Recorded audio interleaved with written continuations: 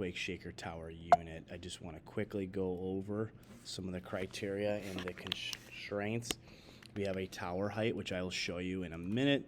This is basically showing us it has to be 80 to 114. There's a minimum height and a maximum height. The tower width, it can only go around the side. It can only be around the base block, which I'll show you in a quick minute of how when you set up your design of your tower paper, when I start showing you that, it has to be 5 floor plates. There has to be 2 sides built with cross bracing. And then for weight, 20 grams or basically 20 washers that you can put on any of the floors, but it's got to be 5 plates.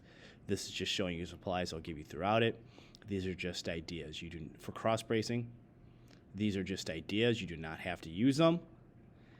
And very important when we're drawing our drawing today, we got to make sure that we're using pencil and that each of our cross bracing shows 1 box in thickness. It's really important that because we're actually going to cut this. Not only is this our ideas, we're actually going to use this for the construction. We're going to lay our pieces down and make sure they're cut to the correct size.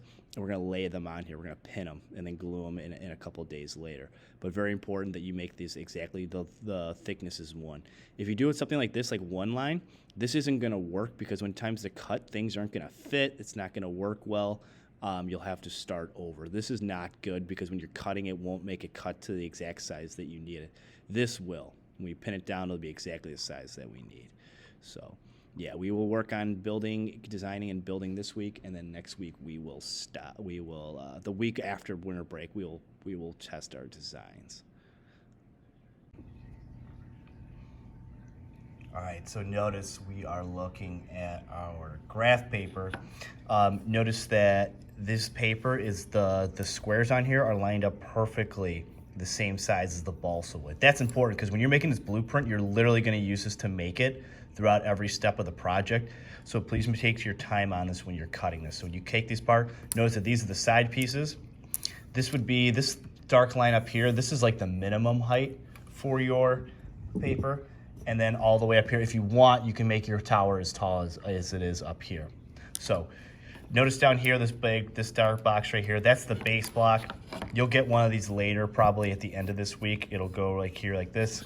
And then we have the foundation plate that'll be glued here. So basically when you're done, our finished product it'll be laying on its side. We'll tip it and make it horizontally.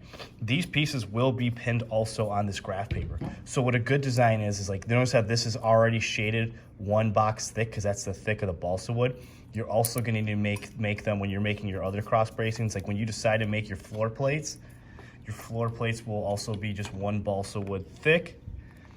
Let me grab one.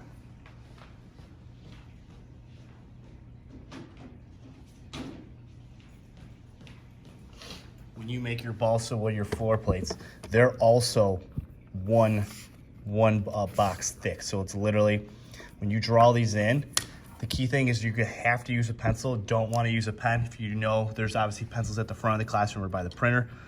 So a lot of people just use these pieces of balsa wood to help sketch it. So they shade it in. Like if this is their floor plate, you're literally going to shade it in the whole box and be neat. You need it to be neat because if you don't want like 1 line like this, because then when you go to cut it, it won't match up perfectly and your cuts will be off and you'll have to redo it.